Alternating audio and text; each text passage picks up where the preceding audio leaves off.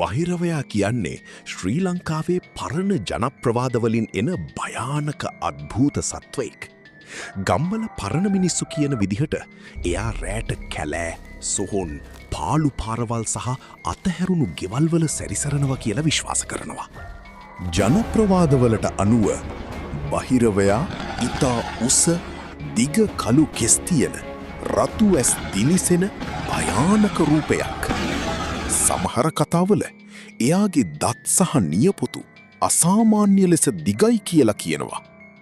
ගම්වල පරණ මිනිස්සු කියන විදියට රෑට තනියම පාරේ යන අයට පිටිපස්සෙන් අඩි ශබ්ද ඇහෙනවා කියලා කියනවා. හැබැයි හැරිලා බලද්දි කවුරුත් නැහැ. තවත් සමහර අය කියන්නේ කැලෑවලින් රෑට අමුතු හිනාවක් ඇහෙනවා කියලා. ඒ හිනාව ඇහෙනකොට ගම්වල මිනිස්සු ගෙවල් වලින්වත් එළියට වහින්නේ නැහැ. පරණ ජනප්‍රවාදවලින් කියන්නේ බහිරවයා සමහර වෙලාවට සාමාන්‍ය මිනිස්සෙක් වගේ පෙනෙනවා කියලා. හැබැයි එයාගේ ඇස් සහ කකුල් අසාමාන්‍යයි කියලා විශ්වාස කරනවා. බහිරවයා ගැන වැඩිපුර කතා තියෙන්නේ පරණ සොහොන් සහ පාළු තැන් එක්ක.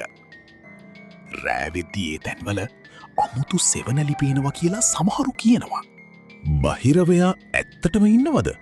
නැත්තම් මේවා පරණ මිනිස්සු හදපු ජනප්‍රවාද විතරක්ද? අද වෙනකන් කවුරුත් ඒකට නිශ්චිත පිළිතුරක් දීලා නැහැ.